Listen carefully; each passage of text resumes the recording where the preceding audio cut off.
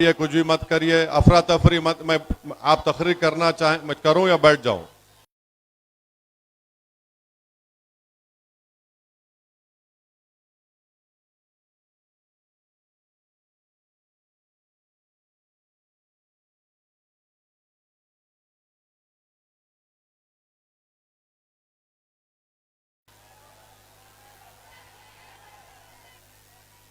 दो 2024 के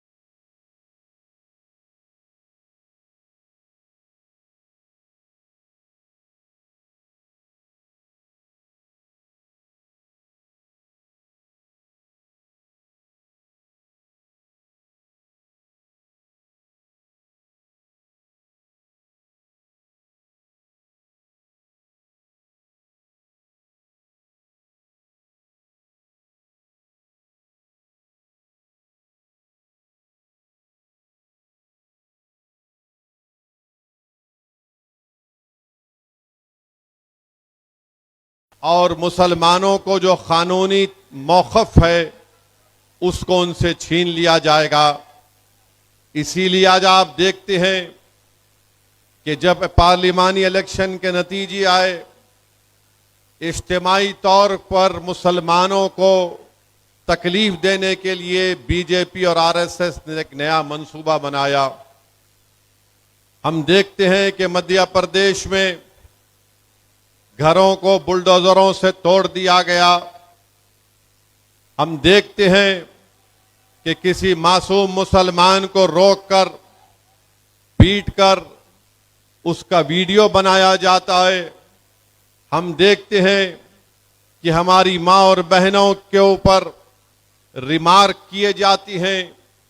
और ये सबसे ज़्यादा पार्लिमानी इलेक्शन के रिजल्ट और नतीजे आने के बाद हम देख रहे हैं। मुसलमानों को इसलिए तकलीफ दी जा रही है बीजेपी और मोदी की तरफ से क्योंकि भारत के 19 करोड़ मुसलमानों ने बीजेपी को हराने के लिए, बीजेपी को रोकने के लिए अपने के वोट का इस्तेमाल बीजेपी को हराने के लिए किया। मगर मुझे ये कहना पड़ता है कि जहां पर भारत की मुस्लिम अक़लियत ने, जो सबसे बड़ी अक़लियत है, अपने वोट का पूरा इस्तेमाल बीजेपी को शिकस्त देने के लिए किया, वहीं पर आज भारत की पार्लियामेंट में सिर्फ 4% मुसलमान एमपी जीत कर आती हैं। मैं आपको ये बताना चाहता हूं कि बहुत अच्छा हमने फैसला तो लिया, मगर ये तो बताइए कि भारत की पार्लियामेंट में जहां पर बैकवर्ड क्लास के, जिनकी आबादी हमारे बैकवर्ड क्लास की जितनी है उतनी आबादी के मुताबिक उनके एमपी जीत कर आ गए। अपर कास्ट के लोग जिनकी उनकी आबादी है उनकी आबादी के मुताबिक उनके एमपी जीत कर आए। अगर भारत की पार्लियामेंट में अगर किसी एक तबके की नुमाइंदगी नहीं है उनकी आबादी के मुताबिक, तो वो मुसलमान है।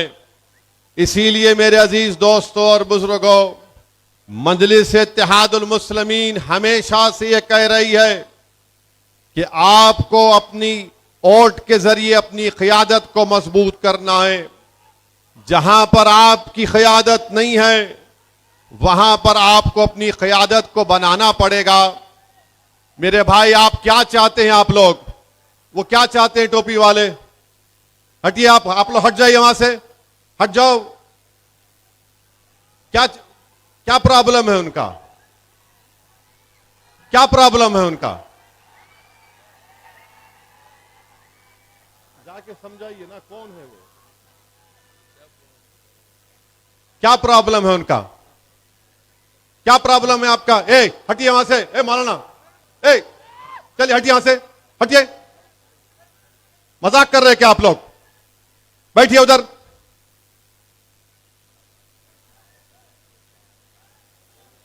क्या कर रहे हैं आप लोग?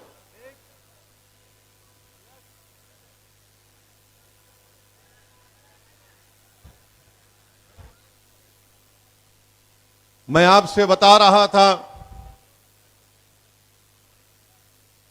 कि आपको अपनी क़ियादत को मजबूत करना है। वो लाइट का पोल भी गिर जाएगा भाई साहब आपके जज्बात में देख के।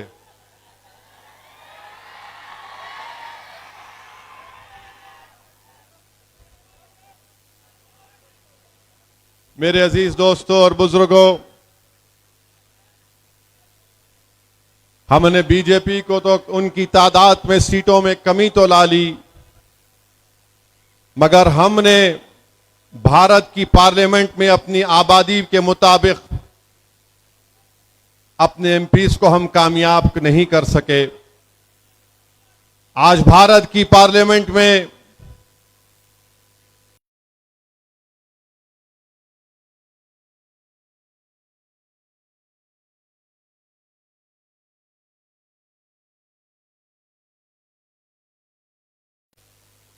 अगर कोई नहीं है तो मुसलमान एमपी बराबर नहीं है। सिर्फ 4% एमपी भारत की पार्लियामेंट में जीत कर आए। बताइए, आज आप तेलंगाना में एक ही मुस्लिम एमपी जीत कर आता है। महाराष्ट्र में 48 लोकसभा की सीटें थीं और उन 48 लोकसभा में एक इम्तियाज जलील कामयाब हुआ था। तो औरंगाबाद में इम्तियाज जलील की कामयाबी को रोकने के लिए तमाम पार्टी के लोग मिल गए। फिरका परस्त भी, नाम निहाद सेकुलर भी मिलकर इम्तियाज जलील को कामयाब होने से रोक दिया। कर्नाटका है, कर्नाटका में एक भी मुस्लिम एमपी नहीं है। महाराष्ट्र भारत का दूसरा बड़ा प्रदेश है। आप जाकर देख लिए, मध्य प्रदेश, राजस्थान, छत्तीसगढ़, दिल्ली, यहां पर कोई मुस्लिम एमपी नहीं जीतता है। गुजरात में 40 साल से एक भी मुस्लिम एमपी नहीं जीता है। बताइए मेरे अजीज दोस्तों और बुजुर्गों, क्या यह सेकुलरिज्म की कामयाबी है कि हम तो बरसों से 18 लोकसभा के इलेक्शन हो गए हमारे मुल्क में, हमने कभी भी फिरका परस्ती और फिरका परस्ती को फरोग देने वाले उम्मीदवार या पार्टियों के हक में अपने वोट का इस्तेमाल नहीं किया। मगर बताइए आखिर क्या वजह है कि आज मुसलमान को वोट डालने के लिए कोई तैयार नहीं है? ये फिरका परस्ती नहीं है तो क्या है बताइए? जो लोग दावा करते हैं कि हमने फिरका परस्ती को हरा दिया, नहीं।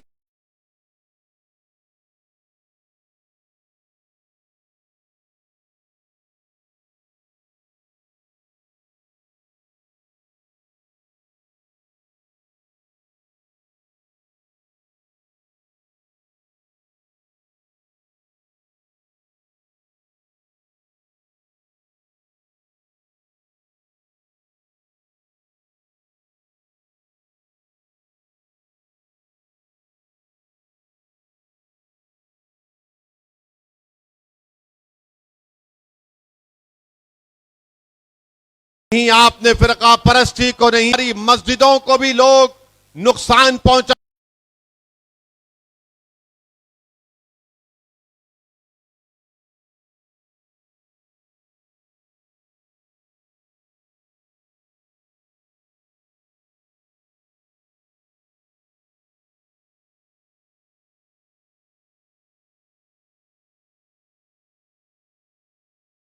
आने की बातें करेंगे, तुम्हारे मदरसों पर हमले होंगे।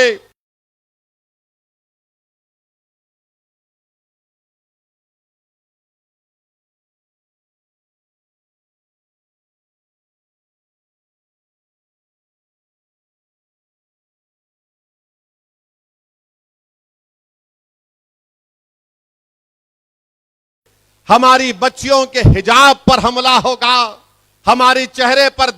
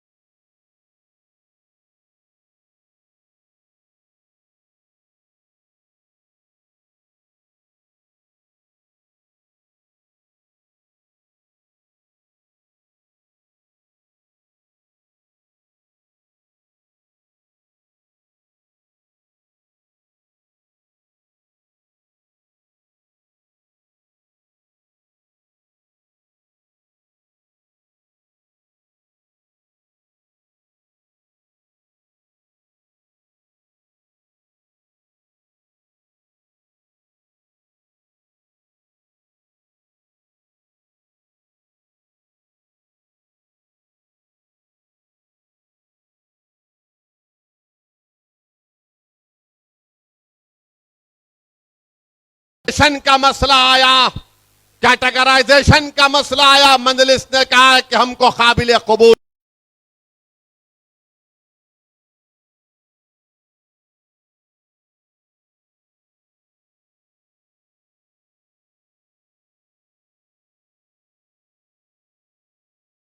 नहीं है सुप्रीम कोर्ट का फैसला। मगर याद रखो नौजवानों,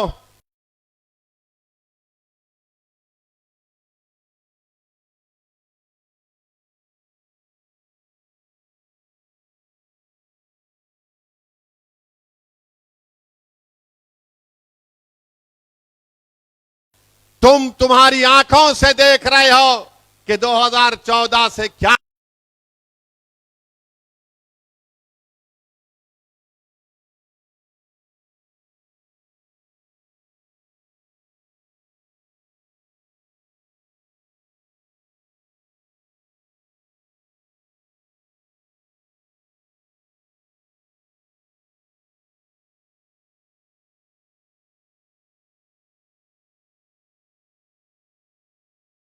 हो रहा है। जब कभी भी जुल्म होता है, जब कभी भी कोई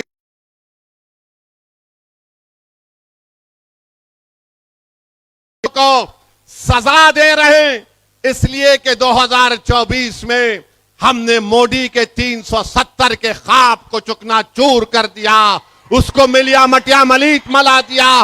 इसलिए मोदी अब कह रहे हैं कि मुसलमानों के पीछे पड़ जाओ, मैं वक्फ का कानून लाऊंगा, मैं बुलडोजर से। जब मैंने पार्लियामेंट में कहा कि मोदी के बुलडोजरों ने मुसलमानों के घरों को तोड़ दिया, तो बीजेपी के लोग बड़े खफा हुए उठ गए। मैंने कहा कि तुम्हारे यहां पर इतनी बड़ी तादाद में खड़े होकर पुकारने से तुम मेरी जबान को बंद नहीं कर सकोगे। तुम यहां पर 240 हो, मगर याद रखो मैं 19 करोड़ आवाम का एक गुलाम बनकर, उनकी जबान बनकर तुम्हारे सामने उनके इंसाफ की बात करने आया हूं। मैं पार्लियामेंट को इसलिए नहीं गया कि वहां पर बैठकर मोदी के भाषण को सुनो। मैं पार्लियामेंट को इसलिए नहीं आया कि तुम जुल्म के बुनियाद पर कानून को बनाओगे तो हम अपनी जबानों को बंद कर लेंगे। तुम इस्लाम और भारत के संविधान के खिलाफ कुछ कहोगे तो असदुद्दीन ओवैसी तुम्हारे सामने खड़ा होकर इंसाफ की बात करता आया है और करता रहेगा। तुमने इम्तियाज जलील की कामयाबी को रोका। मैं अकेला जरूर हूं, मगर मैं अकेला इनफरादी तौर पर जरूर हूं, मगर मेरे साथ हजारों करोड़ों नौजवानों की, बुजुर्गों की दुआएं मेरे साथ हैं।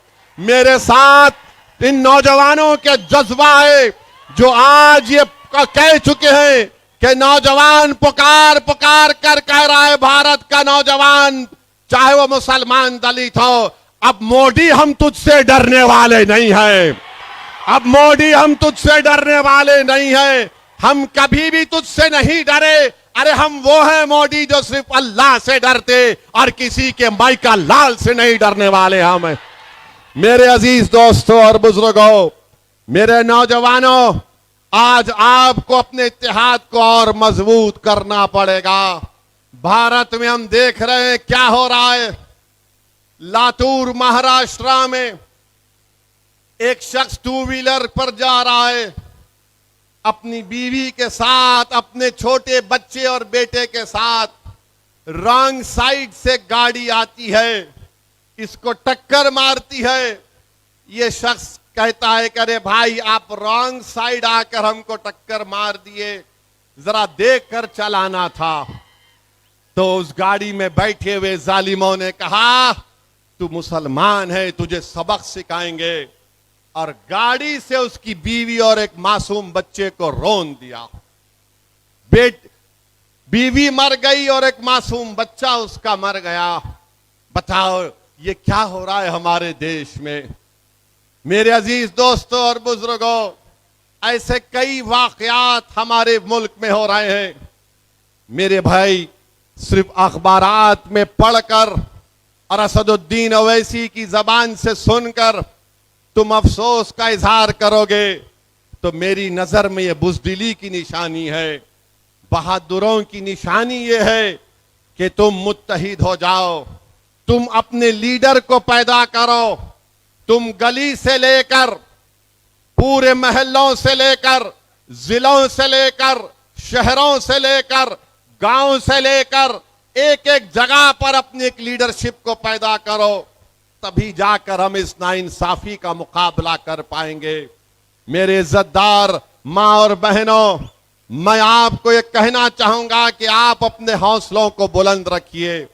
नौजवानों, तुम्हारी और हमारी आंखों ने देखा कि मध्य प्रदेश में हाजी शहजाद अली के 20,000 स्क्वायर फीट के घर को बीजेपी की हुकूमत ने, मोदी के बुलडोजरों ने हाजी शहजाद अली को सिर्फ इसलिए उसका घर तोड़ दिया कि हाजी शहजाद अली ने महाराष्ट्र में जिस शख्स ने रसूलुल्लाह सल्लल्लाहु अलैहि वसल्लम की शान में गुस्ताखी करने की कोशिश की, हाजी शहजाद अली ने एहतजाज किया और मध्य प्रदेश की गवर्नमेंट बीजेपी की 20,000 स्क्वायर फुट के घर को हाजी शहजाद अली के उसको तोड़ देती है।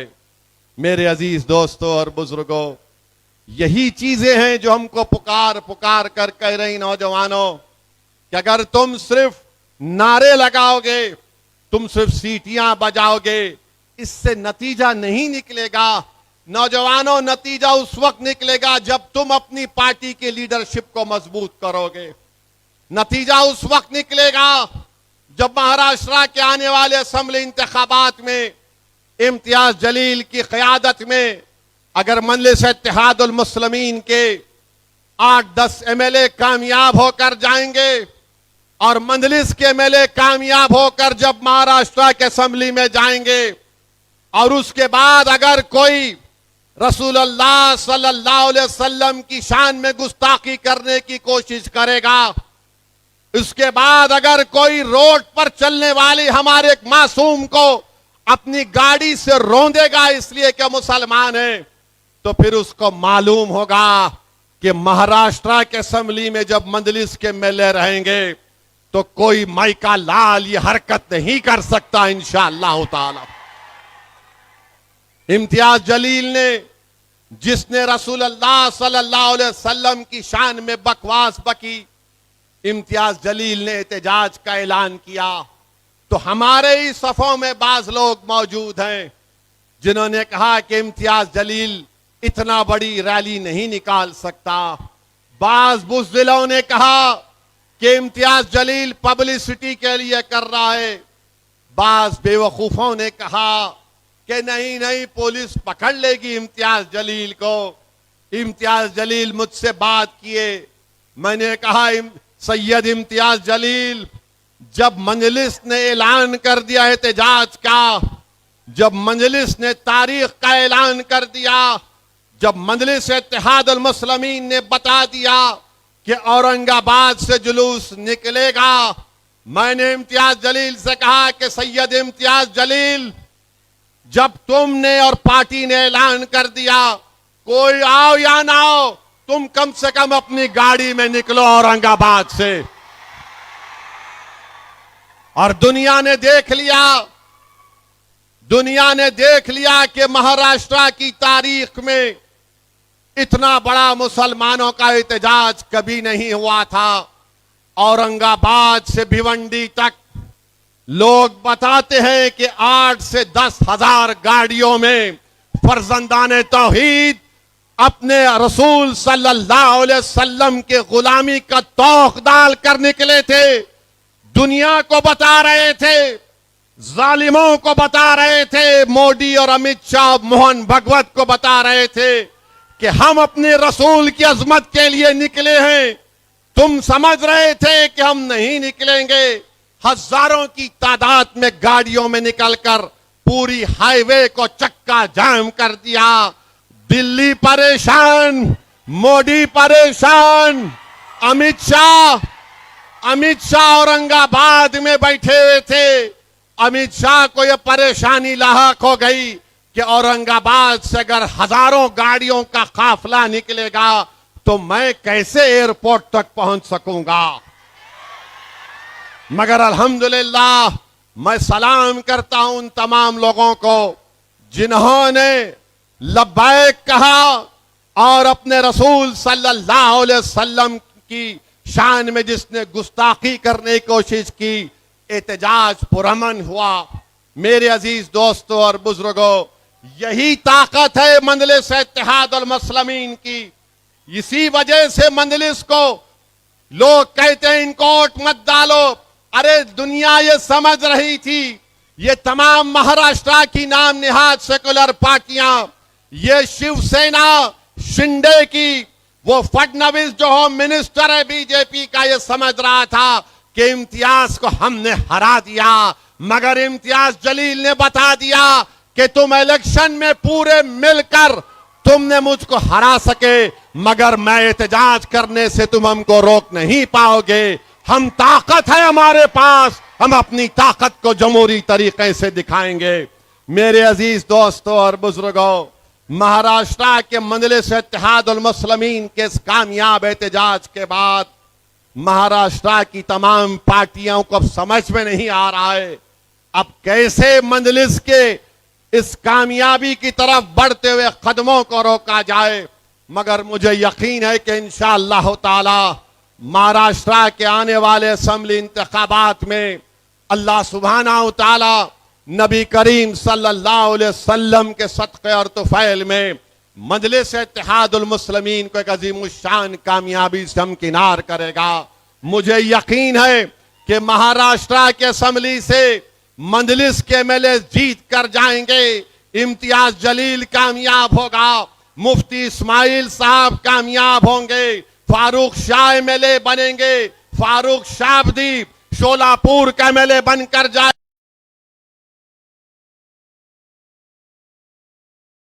साहब कामयाब होंगे, फारूक शाह एमएलए बनेंगे, फारूक शाबदी शोलापुर का एमएलए बनकर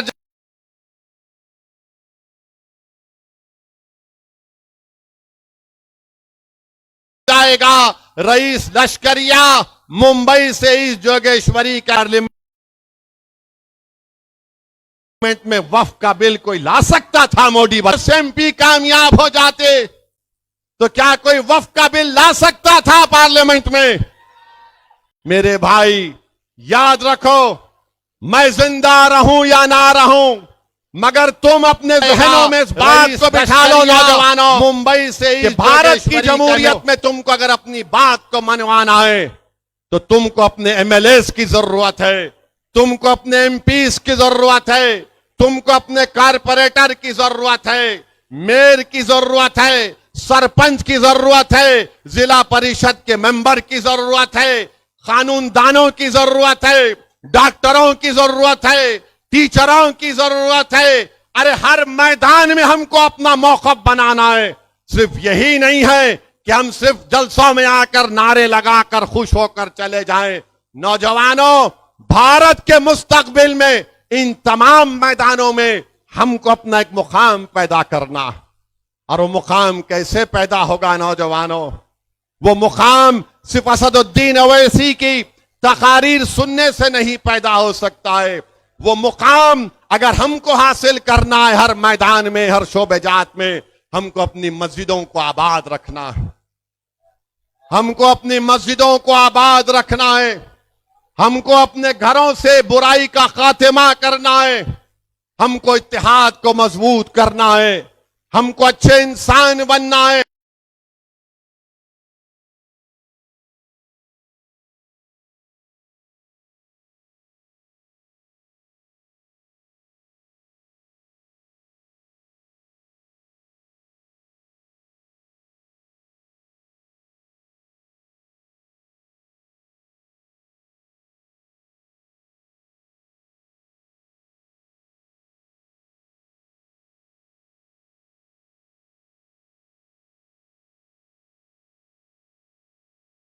चाहे मुसलमान का हो या हिंदू का हो, इंसाफ एफआईआर होना चाहिए।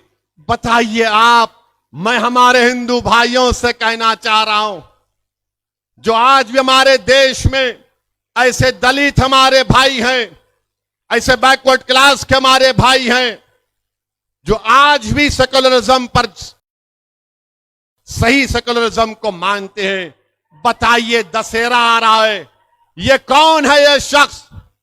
किसके इशारे पर ये हमारे नबी और रसूल सल्लल्लाहु अलैहि वसल्लम की शान में बकवास बकता है? कौन है ये शख्स जो कह रहा है कि मैं मोहम्मद सल्लल्लाहु अलैहि वसल्लम का एफिजी बनाकर उसको जलाऊंगा? कौन है ये शख्स जो कह रहा है कि शेर खुदा हजरत अली का एफिजी बनाकर जलाऊंगा? बताइए मेरे भाई, आखिर ये नफरत क्यों पैदा हो चुकी है? अरे बताओ, ये क्यों किया जा रहा है मोदी? बताओ मोहन भगवत, तुम्हारी जबान कब खुलती मोहन भगवत? आरएसएस के सर संचालक का बयान आया कि भारत के हिंदुओं को मुत्तहिद होना पड़ेगा, तभी उनकी हिफाजत होगी। और मोहन भगवत अपने हिंदुओं से कह रहे हैं कि अगर तुमको मुत्तहिद होंगे तो जबान और कास्ट को खत्म करना पड़ेगा। मोहन भगवत से हम पूछना चाह रहे, मोहन भगवत, 10 साल से तो आपके चेले मोदी भारत के वजीर आजम हैं। 10 साल के वजीर आजम के दौर में बताओ मोहन भगवत, हिंदुओं को खतरा पैदा हुआ है? बताओ मोहन भगवत, ट्रिपल तलाक का कानून तुम्हारी पार्टी ने बनाया, 370 अनकॉन्स्टिट्यूशनल तरीके से निकलवाया, CAA का कानून संविधान के खिलाफ मजहब पर बनाया, UAPA का कानून और गंदा कर दिया। तुमने क्या क्या कानून बना दिए, सिर्फ एक समुदाय के खिलाफ, उसका नाम मुसलमान है। और उसके बाद मोहन भगवत 10 साल के बाद कह रहे हैं कि भारत के 78 करोड़ हिंदुओं को खतरा है। अरे मोहन भगवत, तुम तो मोदी की बेइज्जती कर रहे हो। तुम तो नरेंद्र मोदी की धज्जियां उड़ा रहे हो। 10 साल के बाद भी मोहन भगवत को लग रहा है कि भारत के 78 करोड़ हिंदुओं को खतरा है। सुनो मोहन भगवत, ना भारत के हिंदुओं को खतरा है, ना भारत के मुसलमानों को कोई खतरा है। हां, एक खतरा भारत के मुसलमानों को, हिंदुओं को, दलितों को, आदिवासियों को, सिखों को, ईसाइयों को है। वो किससे है? नरेंद्र मोदी और मोहन भगवत से खतरा है। हमको खतरा तुमसे है। और मोहन भगवत सुनो, चीन भारत की 2000 स्क्वायर किलोमीटर पर कब्जा करके बैठ गया और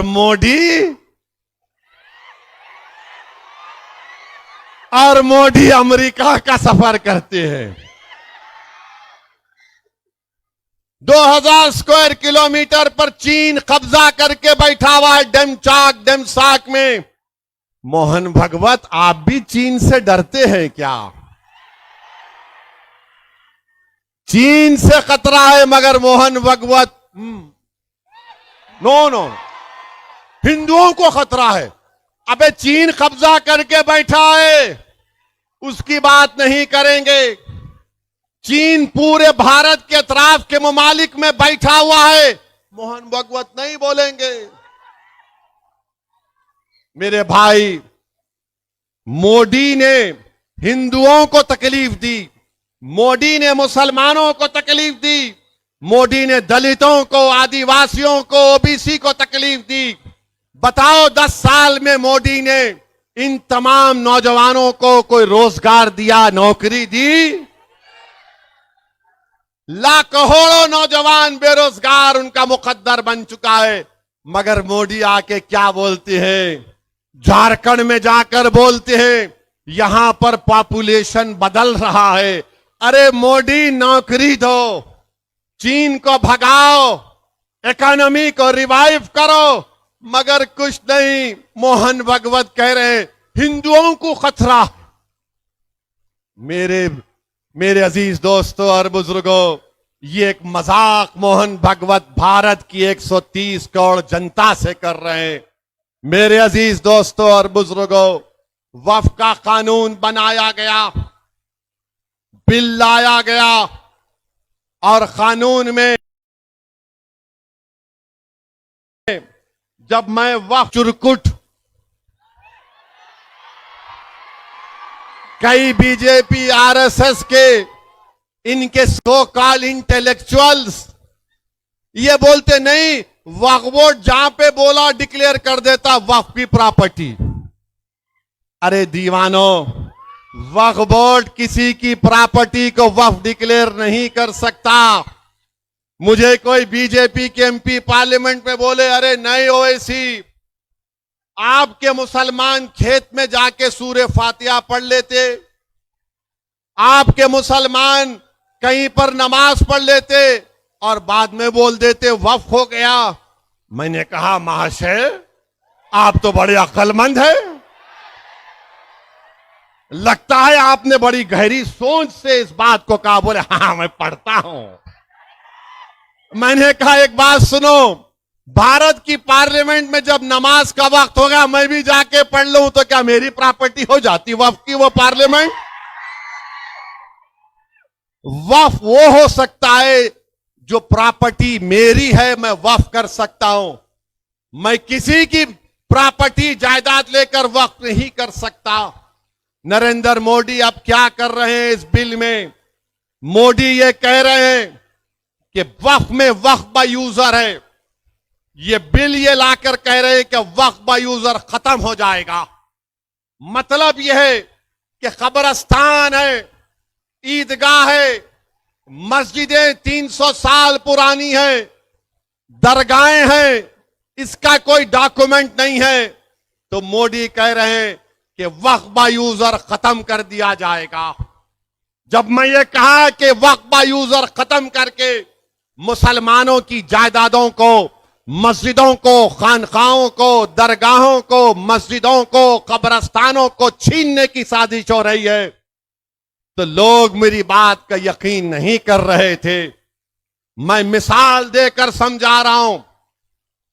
आज से 10-12 दिन पहले गुजरात सोमनाथ में एक दरगाह शरीफ है। दरगाह का नाम है हाजी मंगरोली शाह। ये 1200 साल पुरानी दरगाह है और वहां पर हजरत माई पीर की मस्जिद है। सन 47 में डॉक्यूमेंट में लिखा गया कि गवर्नमेंट, क्योंकि उस वक्त जूनागढ़ के बादशाह ने यह जायदाद दी थी, अंग्रेज चले गए, तो अंग्रेज जाने के बाद हुक्मरान जूनागढ़ के बादशाह थे, तो हुकूमत हिंद हो गई। उसमें लिखा गया गवर्नमेंट प्रॉपर्टी, मगर यूजर इज मुसलमान। दरगाह है, कब्रस्तान है। 47 में लिखा गया। 2024 सितंबर में कलेक्टर ने कहा कि प्रॉपर्टी कार्ड में जो लिखा गया 75 साल पहले वो गलत है। कलेक्टर ने मुसलमानों को नोटिस दी और कहा कि आओ। मुसलमानों ने कहा हमको टाइम दो, हम डॉक्यूमेंट बताएंगे। उसके बाद मामला वक्फ ट्राइब्यूनल गया। वक्फ ट्राइब्यूनल मामला सुन रहा था, तो कलेक्टर ने सुबह तारीख आपको बता रहा हूं, चेक कर लीजिए। कलेक्टर, वहां के मुकामी कलेक्टर ने 28 सितंबर को सुबह 5 बजे बुलडोजर लाकर रात में कमेटी के लोगों को बातचीत करने के बहाने बुलाकर गिरफ्तार करके 1200 साल पुरानी दरगाह और मस्जिदों को, कब्रस्तान को शहीद कर दिया। यह पावर कलेक्टर को मिल रहा है इस बिल में। होश में आओ मुसलमानों। जो मुसलमान मोदी के इस लाए हुए बिल की तायीद कर रहे हैं, मैंने अपनी तकरीर में कहा था कि जब तुम्हारे बाप दादाओं की कब्रों को मिसमार कर दिया जाएगा तब तुमको तकलीफ होगी। आज हम देख रहे हैं कि सोमनाथ में हाजी मंगरोल शाह की 1200 साल की दरगाह को, जबकि सुप्रीम कोर्ट ने फैसला दिया था कि किसी भी जगह पर डेमोलिशन नहीं होगा, मगर उसकी खिलाफ वर्जी कर दी गई। ये वक्फ का बिल जो मोदी ला रहे हैं, वक्फ बाय यूजर खत्म करके मस्जिदों को, अब आपसे जाकर अगर कोई पूछेगा कि दिल्ली की जामा मस्जिद का कागज लाओ, दिल्ली की जामा मस्जिद का कागज कहां से मिलेगा? पार्लियामेंट के सामने मस्जिद है, उसका कागज नहीं मिलेगा। हैदराबाद की मक्का मस्जिद है, उसका कागज नहीं मिलेगा। तो मोदी चाहते हैं कि जिस तरह गुजरात में 1200 साल पुरानी हाजी मंगरोल शाह की दरगाह को शहीद कर दिया गया, मिसमार कर दिया गया मस्जिदों के साथ, वही हाल पूरे भारत में अगर यह बिल कानून बनता है तो करना चाहते हैं। आप बताओ, वक्फ बोर्ड में गैर मुस्लिम को क्यों मेंबर बनाना चाहते हैं मोदी? इसलिए बनाना चाहते हैं कि जब वक्फ बोर्ड में गवर्नमेंट अपॉइंट करेगी गैर मुस्लिम को, तो वक्फ बोर्ड को किसी भी प्रॉपर्टी को 5 साल के लिए डायरेक्ट मैनेजमेंट में लेने का इख्तियार है। तो मोदी चाहते हैं कि डायरेक्ट मैनेजमेंट के नाम पर लेकर मुसलमानों से उन तमाम जायदादों को छीन लिया जाए। वक्फ की जायदाद हमारे बुजुर्गों की गाढ़े खून पसीने की कमाई है, गवर्नमेंट ने हमको नहीं दिया, मोदी चाहते हैं उसको छीन लिया जाए। वक्फ बोर्ड में कलेक्टर को पावर दे रहे हैं कि कलेक्टर अगर बोलेगा इसमें डिस्प्यूट है तो कलेक्टर डिस्प्यूट के नाम पर वक्फ से निकाल देगा, ता वक्त वो इंक्वायरी मुकम्मल नहीं करेगा। बताओ मेरे अजीज दोस्तों और बुजुर्गों, इसमें कहा गया बिल में कि हर वक्फ प्रॉपर्टी को अपने हिसाबात किताबात कैग के जरिए देना पड़ेगा। सुन लो मदरसे चलाने वालों, सुन लो दरगाहों के मुतवल्ली, सुन लो वक्फ प्रॉपर्टी के जिम्मेदारों, ये जो बिल का प्रोविजन है कि हिसाब तुमने बराबर नहीं दिया कहकर तुम पर झूठे इल्जाम लगाकर तुमको जेल को भिजा दिया जाएगा। वक्फ की जायदाद बचाने का नाम मोदी ले रहे हैं। अब मौजूदा कानून यह कहता है कि अगर किसी को कोई भी अगर वक्फ की जायदाद को बेचता है तो उसको गलती से झूठे तरीके से तो 2 साल की सजा। नरेंद्र मोदी बोल रहे no 2 years only sweet 6 months। 2 साल नहीं 6 महीने अभी नॉन बेलेबल है। फर्स्ट मजिस्ट्रेट के सामने जाना चाहिए। मोदी कह रहे नथिंग डूइंग बेलेबल। तुम जायदाद बेचो, जायदाद फूंक दो, मैं हूं ना तुमको बेल देने वाला। मेरे भाई, एक एक चीज लिमिटेशन एक्ट। अच्छा, ये बीजेपी के लोग बोलते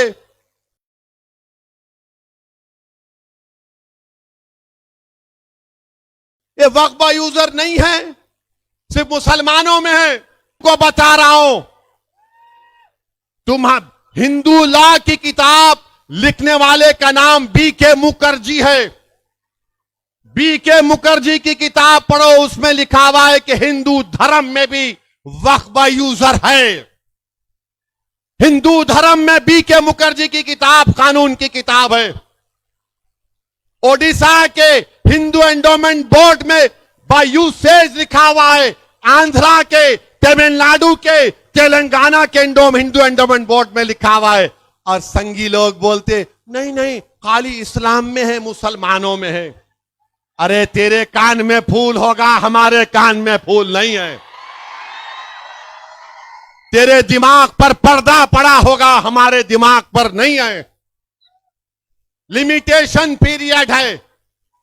कोई भी वक्फ की प्रॉपर्टी पर लिमिटेशन कानून अप्लाई नहीं होता। मोदी बोल रहे अप्लाई होगा। Hindu endowment board section 123 Telangana का पढ़ो। Limitation act will not apply on Telangana Hindu charitable endowment board. मगर मोदी बोल रहे हैं लिमिटेशन एक्ट अप्लाई होगा। क्यों अप्लाई होगा?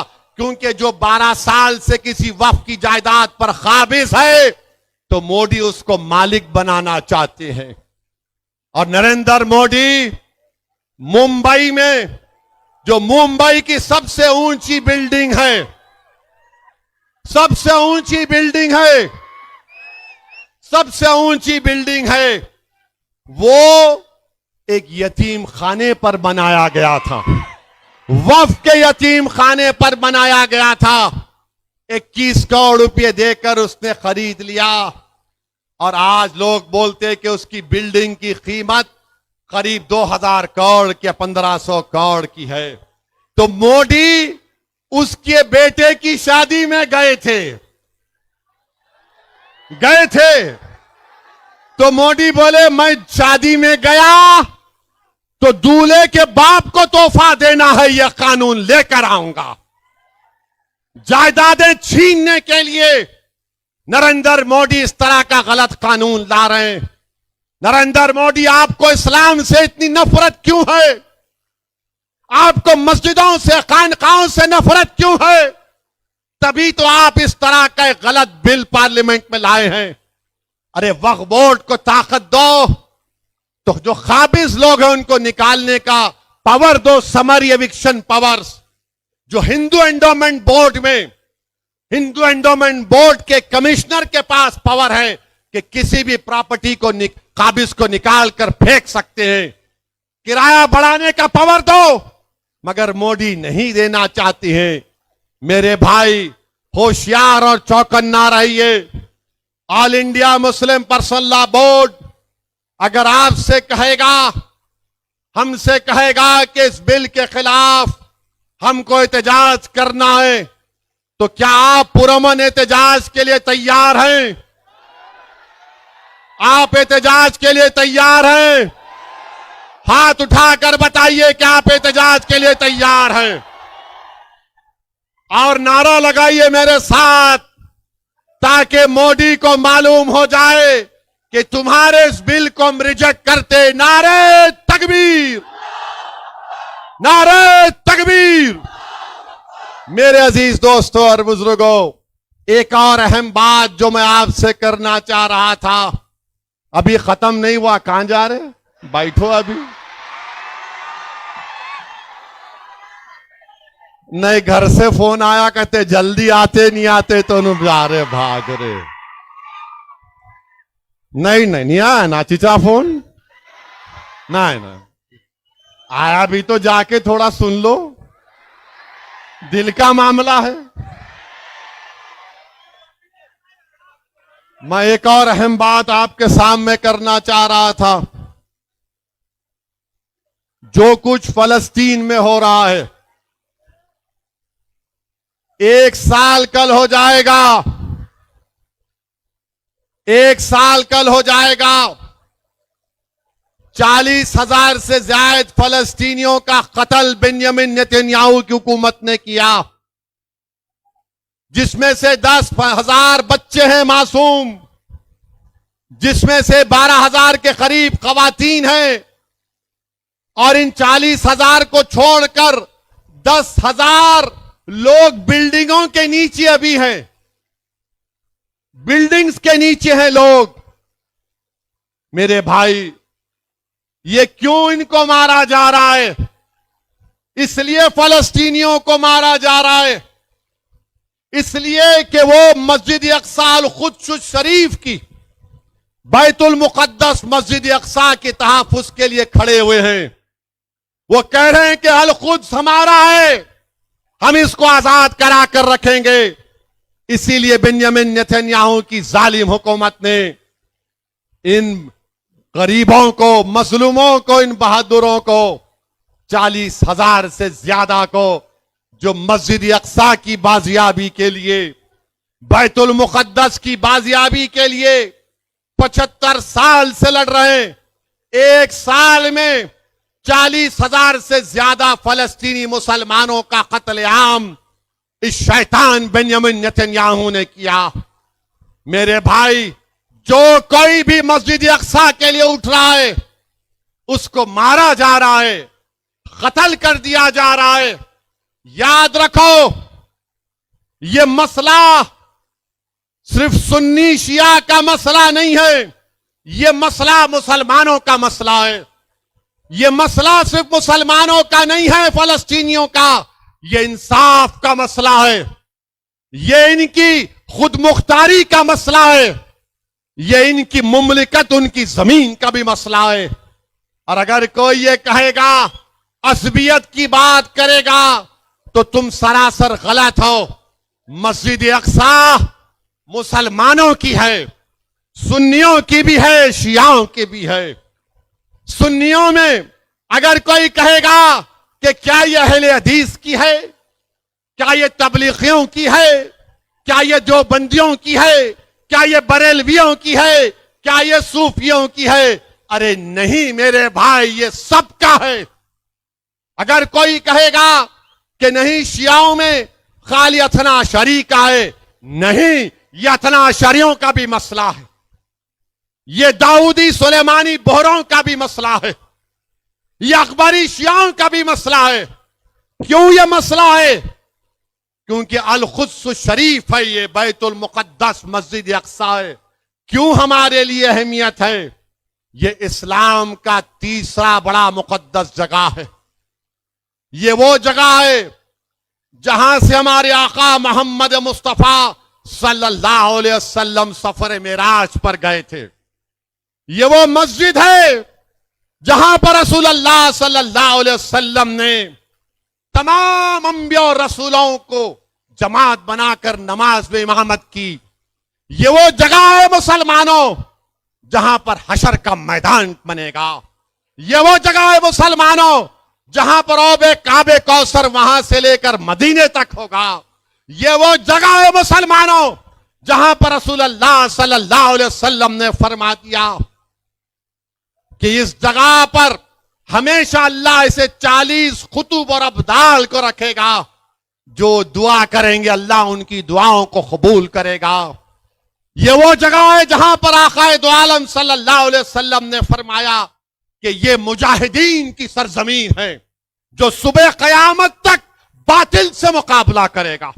ये वो जगह है जहां पर अल्लाह की रहमतें नाजिल होती हैं। ये वो जगह है मुसलमानों जहां की माओ ने अपनी औलाद की लाशों को देखकर भी कहा कि या मोहम्मद सल्लल्लाहु अलैहि वसल्लम, मैंने आपने दीन के लिए अपनी औलाद को कुर्बान कर दिया। ये वो जगह है जहां पर बाप अपने बच्चों की लाश उठाकर कहता है कि या रसूल अल्लाह, मेरे माँ बाप, मेरी औलाद आप पर कुर्बान, मैं अपनी औलाद को इस दीन की सरबुलंदी के लिए पेश कर रहा हूं। ये वो जगह है मुसलमानों जहां पर 75 साल से मुसलमानों ने अपना खून बहाया है, मगर अपने पेशानियों पर खौफ या औफ या किसी भी किस्म की परेशानी को आने नहीं दिया। हम सलाम करते हैं उस सरजमीन के फलस्तीनियों को, हम सलाम करते हैं वहां के मुजाहिदीन को, हम सलाम करते हैं वहां की माओ को, हम सलाम करते हैं वहां के नौजवानों को, हम सलाम करते हैं वहां के उन मासूम बच्चों को जो आज रो रहे हैं, अपने माँ बाप को तलाश कर रहे हैं। हम सलाम करते हैं उन मासूम बच्चों को जो भूख और फाके की जिंदगी गुजार रहे हैं। हम सलाम करते हैं उन तमाम लोगों को जिसको तूर सीनीन की जगह कहा गया। इंशाअल्लाह ताला वो लोग कामयाब होंगे। वही जगह है जहां पर अल्लाह सुब्हाना व तआला इनको कामयाब और कामरान करेगा। अरे जालिम शैतान बेंयामिन नेतन्याहू, तू अगर ईरान में इस्माइल हनिया को मार सकता है उस जगह पर, तो तूने 40,000 मासूम फलस्तीनियों को क्यों मारा? अगर तूने बेरूत में एक उस लीडर को मार दिया, तो तूने बेरूत में 12 लाख लोगों को बेघर क्यों किया? मैं गया था, सुनो, नारे लगाएंगे बाद में, सुनो अभी। मैं गया था 2006 में जब यही जालिम, ये हुकूमत जब बीरूत पर बमबारी कर रही थी, उस वक्त कुछ 32 मुसलमानों के एमपी थे। मीटिंग हुई कि सब जाएंगे, खैर वो क्या वजह थी कोई नहीं आए। मैं अकेला दमिश्क गया। दमिश्क में जब उतरा तो बेरूत का एयरपोर्ट बंद था, तो दमिश्क से आपको बेरूत जाना पड़ता था। मैं दमिश्क को पहुंचा। दमिश्क एयरपोर्ट पर इंडियन एम्बेसी का एक ऑफिसर आकर बोला कि ओवैसी साहब, आप दूसरी फ्लाइट से वापस चले जाइए। मैंने कहा मैं नहीं जाऊंगा, मैं दमिश्क को आया हूं। मैंने कहा कि मैं जब दमिश्क को आ चुका हूं, मैं दमिश्क को देखना चाहूंगा। तो मुझसे कहा कि आप क्या देखना चाहेंगे दमिश्क में? तो मैंने कहा मैं दमिश्क में हजरत बिलाल की खबर पर जाना चाहूंगा। मैं दमिश्क में शहीदाने करबला के मज़ारात पर जाना चाहूंगा। मैंने कहा कि मैंने सुना कि यहां पर इब्न अल अरबी की भी खबर है, मैं वहां पर जाना चाहूंगा। मैंने कहा कि यहां पर इमाम हुसैन की बहन हजरत ज़ैनब का भी रोजा है, मैं वहां पर जाना चाहूंगा। तो उसके उस वक्त के इंडियन एम्बेसडर या जो भी थे, उन्होंने कहा कि अगर आप दमिश्क में ही रुकेंगे तो हम आपके लिए, एक नदवे के पढ़े हुए आलिम दीन थे जो दमिश्क यूनिवर्सिटी में अरबी की तालीम हासिल कर रहे थे, मुझे उनके साथ दे दिया। शायद वो कहीं अमेरिका लंदन में है मौलाना वो। खैर मैं इन तमाम मुकामात पर गया। हजरत ज़ैनब के रोजे पर गया तो हैदराबाद के हमारे लोग थे, बड़े खुश हुए। हाँ, वहां पर मैं उस मस्जिद के पास भी गया जिसको मस्जिद उमैयद कहा जाता है। और अगर मेरा हाफिजा सही है तो अबू दाऊद शरीफ की हदीस है कि हदीस शरीफ में आया कि अल्लाह के रसूल सल्लल्लाहु अलैहि वसल्लम ने फरमाया कि इस जगह पर जब मुसलमानों की फौज होगी तो अल्लाह दोबारा हजरत ईसा अलैहि सलाम को भिजाएगा उसी जगह पर। मैं वो मस्जिद को भी देखा, फिर उसी मस्जिद के हाथे में एक ऊंचे मीनार में एक कमरा है जहां पर इमाम गज़ाली रहमतुल्लाह अलैह बैठकर अपनी किताब को लिखते थे। फिर मैं पूछा कि मुझे एक और जगह इस मस्जिद में देखना है, तो उस नदवे के आलिम दीन ने मुझसे पूछा कहां पर। मैंने कहा मैंने सुना कि यहां पर मेरा हीरो सलाहुद्दीन अय्यूबी की भी खबर है। तो मुझे कहा कि हां इस मस्जिद के हाथे में है। मैं सलाहुद्दीन अय्यूबी की खबर पर गया और नौजवानों मेरी कैफियत यह हो गई कि मैं एक छोटे बच्चे की तरह हिचकियां लेकर रो रहा था जब अपने आप को सलाहुद्दीन अय्यूबी की खबर के सामने देखा। और मुझे याद आ गया वो सलाहुद्दीन अय्यूबी की बहादुरी के कारनामे। नूरुद्दीन जंगी की भी खबर थी। खैर उसके बाद सुबह में मैं निकलकर बेरूत को गया। मैं बता रहा हूं बेरूत के वो जो वहां के लोग हैं वो मौत से नहीं डरने वाले हैं, वो मौत से नहीं डरते। ये मगरबी ममालिक के लोग अगर ये समझ रहे हैं कि 40,000 फलस्तीनियों को मारकर 12 लाख साउथ लेबनान और साउथ बीरूत के लोगों को बेघर करके वो उन पर गलबा हासिल करेंगे। अरे मैंने अपनी आंखों से देखा कि 15 माला बिल्डिंग है, डिमोलिश हो चुकी है, लोग अपना सामान निकाल रहे हैं। किसी ने उससे कहा कि ये हिंदुस्तान से आया है, तो मेरे पास आया और मुझे रोते हुए कहा कि मेरे भाई मुझे माफ कर देना। मैं उससे कहा कि मेरे भाई आपके आंख में आंसू क्यों हैं? मेरे आंख में आंसू हैं इतनी बर्बादी को देखकर। उसने कहा कि मेरे दोस्त तुम हमारे मेहमान हो, हम तुम्हें कुछ भी नहीं खिला सकते, कम से कम ये चाय तुम पी लो और बिस्किट खा लो। जो लोग अपने घरों की बर्बादी को देखकर भी अपनी मेहमान नवाजी को नहीं बोलते, तुम उनको नहीं खत्म कर सकते जालिमों, तुम उनको खत्म नहीं कर सकते। अरे वो लोग मौत से मोहब्बत करने वाले हैं, ये मौत से डरने वाले नहीं हैं। ये जालिम बेंयामिन नेतन्याहू तू वहां पर मार रहा है बेरूत में, तू फलस्तीनियों को मार रहा है। इंशाअल्लाह ताला अनकरीब में भी खुदरत तेरा खातिमा करेगी, इन जालिमों का अल्लाह खातिमा करेगा।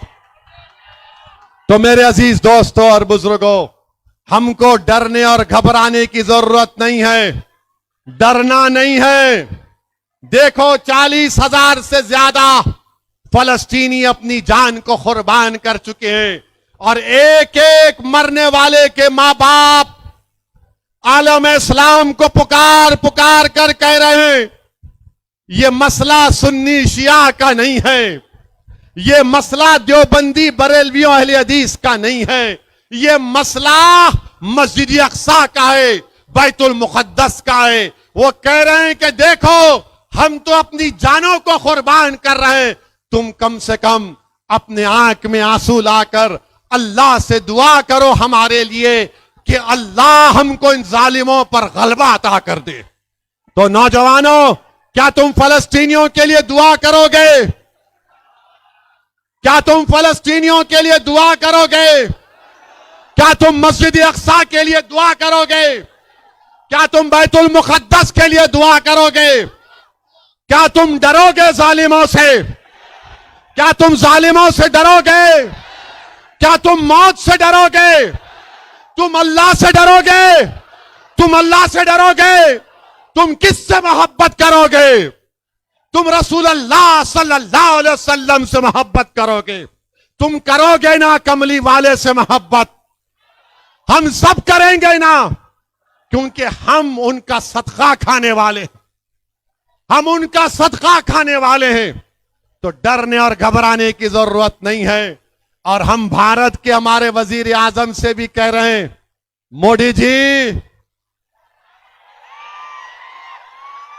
ये बेंयामिन नेतन्याहू को समझाओ सीज फायर करो। 12-15 लाख फलस्तीनी बेघर हो गए, मगर मैं देखा हूं उनके हौसलों को, ये मौत से डरने वाले नहीं हैं। उस सरजमीन पर बसने वाले अगर एक बच्चा भी होगा, सुन ले बेंजामिन नेतन्याहू, अगर एक बच्चा भी रहेगा फलस्तीनी, वो पत्थर उठाकर कहेगा अल्लाहू अकबर, अल्लाहू अकबर, अल्लाहू अकबर। मेरे अजीज दोस्तों और बुजुर्गों, मैं आखिर में हमारी रियासती हुकूमत से कुछ कहना चाह रहा हूं। अभी हमारे मजाज साहब ने कहा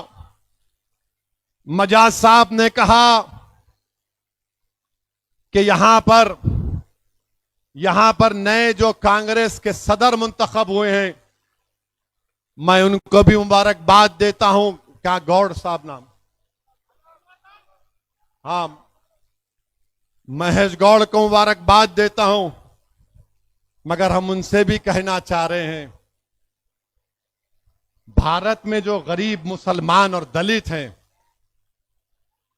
वो जो घर अपना बनाते हैं ना गौड़ साहब, गवर्नमेंट उनको जमीन नहीं देती, गवर्नमेंट उनको जमीन नहीं देती। हम अपने खून पसीने से एक साथ पर जमीन लेकर, हट जाइए, बैठो, आ जाओ, हाँ, बैठो, आराम से, छोड़ दो, आंदो, यहाँ आंदो, आ जाओ, हाँ, दूल्हे भाई बैठो, दूल्हे भाई को बिठा लो जरा। हाँ, तुम होश में, मैं बेहोश हूं, बैठो।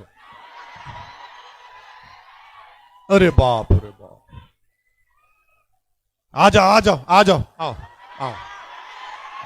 आओ, क्या करते करो, आओ।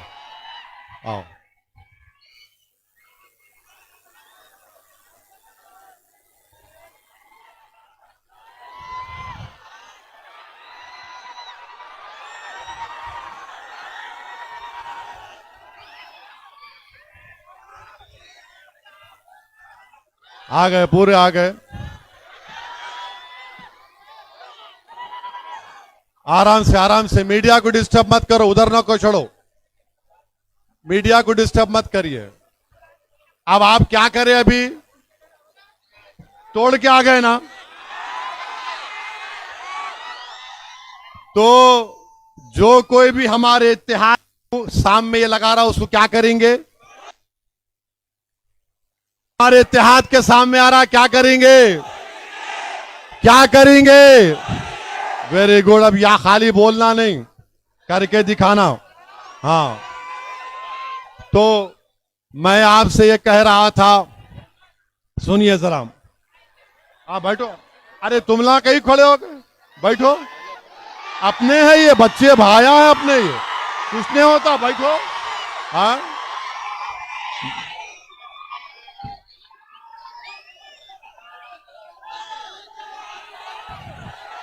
कुछ नहीं होता इंशाअल्लाह ताला, जब मौत लिखी हुई होती हुई, कोई बात नहीं।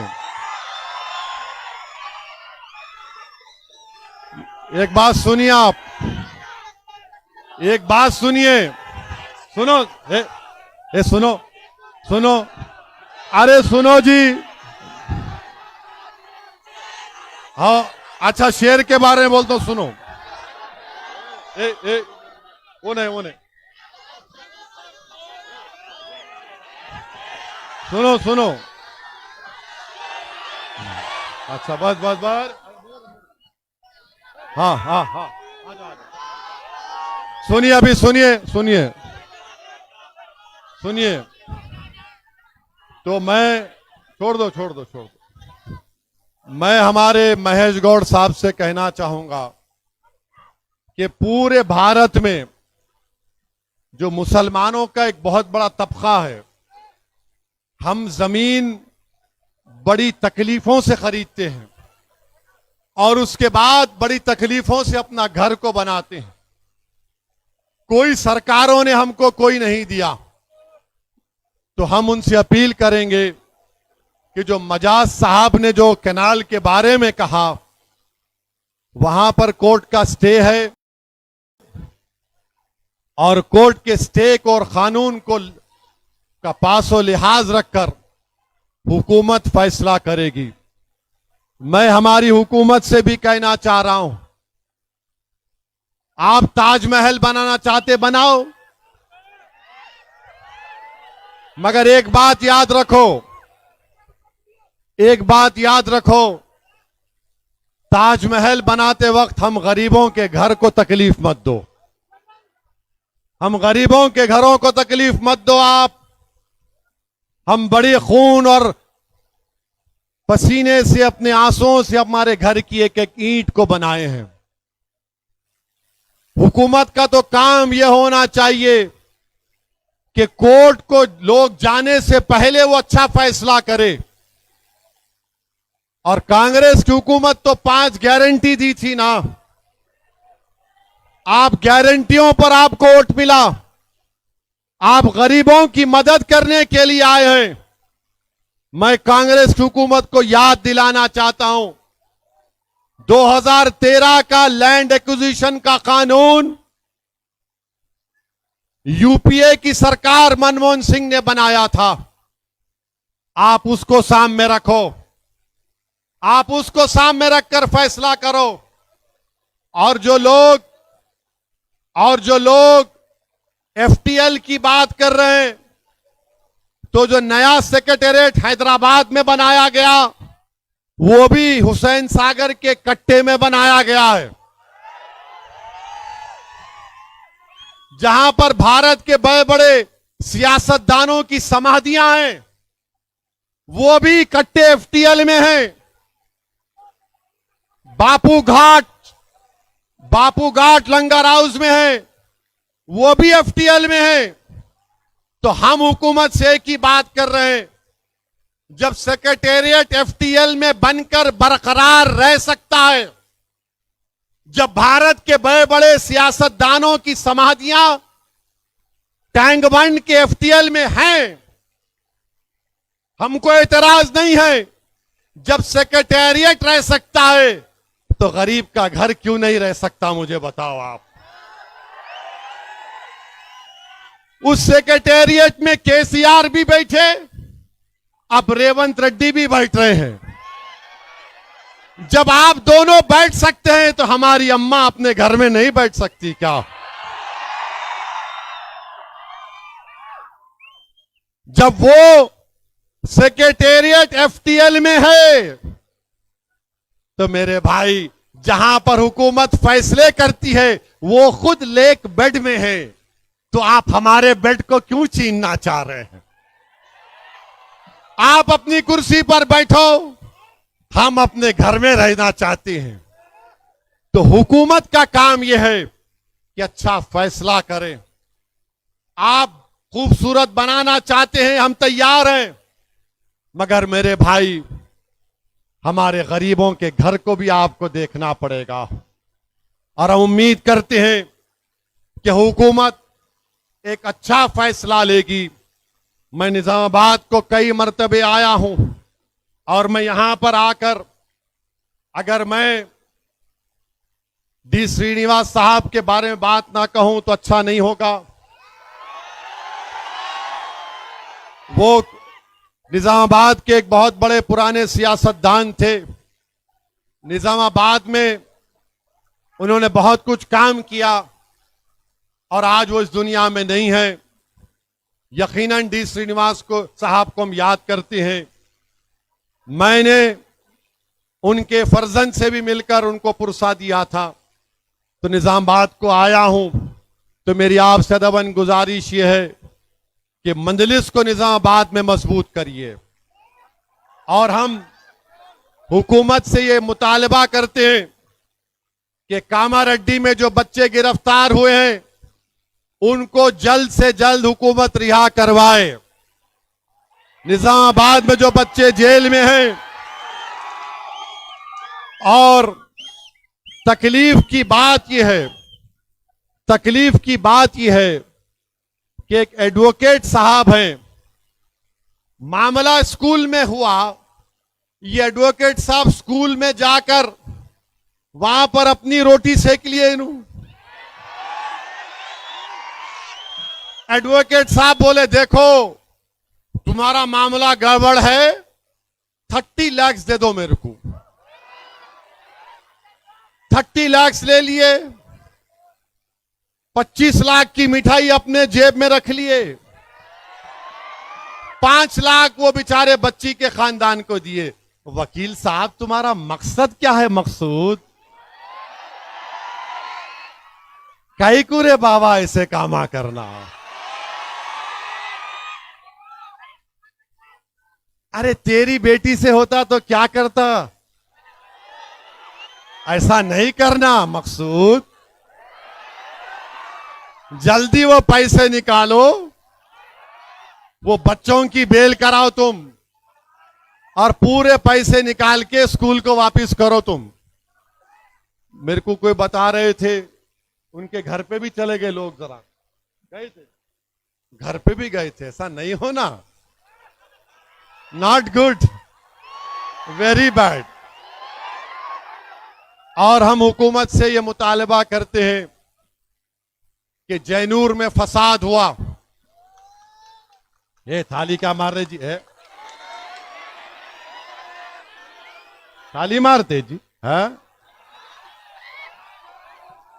ठंडे हो गए क्या?